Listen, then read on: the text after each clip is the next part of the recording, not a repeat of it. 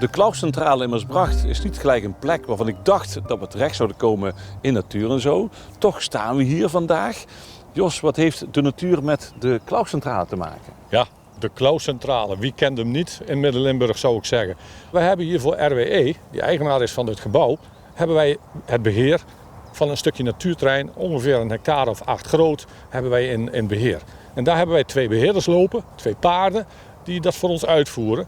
En je ziet dus dat ondanks dat je hier een industrieel gebeuren hebt, dat in de omgeving en rond het gebouw van de Clauscentrale hele mooie aspecten zijn waarvan we met elkaar kunnen genieten. Ja. En zelfs dit graslandje, wat gewoon jaarlijks een paar keer gemaaid wordt, is al interessant. Staat nu op het punt van bloeien met margrieten.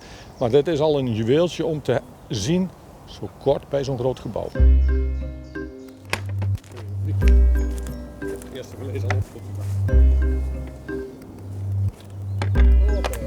Ja.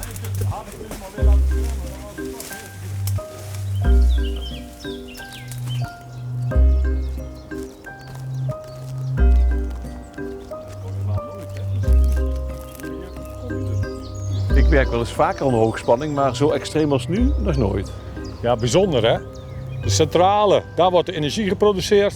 Dat gaat naar het verdeelstation.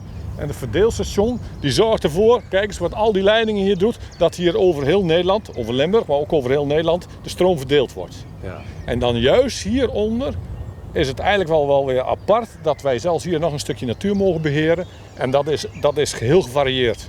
Je ziet hier allerhande struiken in allerhande vormen en maten. Ja, en dat is het hulp wat we hier hebben van de paar paarden die we hier hebben staan. Je komt bijna of nooit iemand, behalve wij zelf. Maar het is onderdeel van het energieconcern. Dus hier kun je eigenlijk vertellen dat het hier nog echt rustig is onder hoogspanning.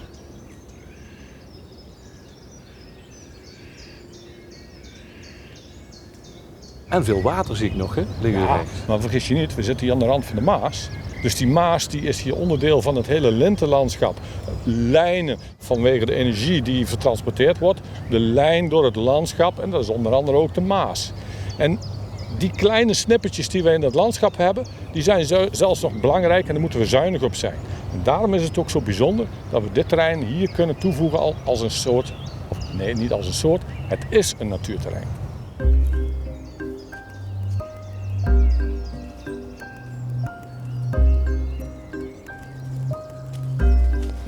Het zijn mooie paarden, mooie beheerders.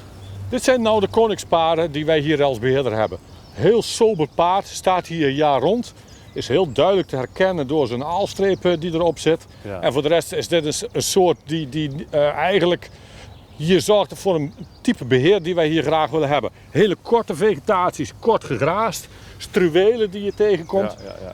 En wat wij liever niet hebben is dat ze zich op korte afstand van mensen gaan begeven. Want wij willen graag hebben dat ze zich op afstand gaan begeven, ook als ze in grotere groepen bij mensen, wat nu niet het geval is, gaan ophouden. Ja, dus niet er dichtbij komen en zeker niet voeren, begrijp ik, hè? Jij snapt het helemaal. Niet voeren, want dat geeft uiteindelijk gewoon problemen. Dat moet je niet willen, niet doen. Paarden zijn super gezond, hebben geen begeleiding nodig, hebben geen extra eten nodig.